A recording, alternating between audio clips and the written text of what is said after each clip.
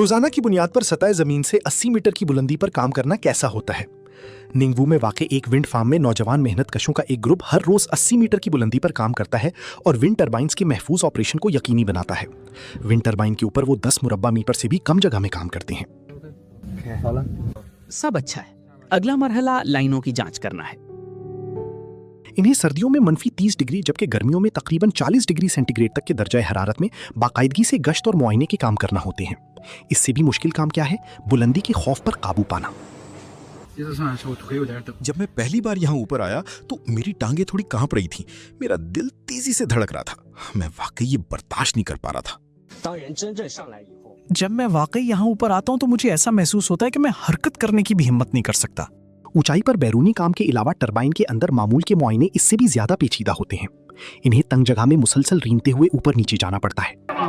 काम का कुछ हिस्सा यहाँ नीचे भी अंजाम देना होता है।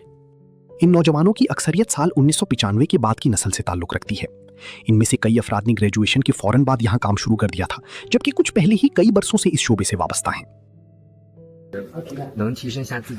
अगले मरहले में मेरी ख्वाहिश है कि मैं अपनी महारतों को बेहतर करूं और टीम में एक अहम किरदार अदा करने की कोशिश करूं। इस काम की वजह से पहाड़ पर ऊपर नीचे आना जाना मुश्किल होता है, इसलिए हमें छुट्टी मिलने से पहले तवील अरसे तक मुसलसल काम करना पड़ता है। शुरू में यहाँ आकर बहुत खुशी होती थी और मुझे घर की याद भी नहीं आती थी, लेकिन वक्त के साथ साथ अब घर की याद आने लगी है। इसलिए अब जिस कदर मुमकिन हो सकता है मैं ज़्यादा से ज़्यादा वीडियो कॉल के जरिए घर वालों से राब्ते में रहता हूँ। हेलो, मैं अभी काम खत्म करके फारिग हुआ हूँ। आप क्या कर रही हैं? इस विंड फार्म में मजमूई तौर पर 33 विंड टरबाइंस हैं जो 2 लाख से जायद मकामी घरों को बिजली फराहम करने की सलाहियत रखती हैं।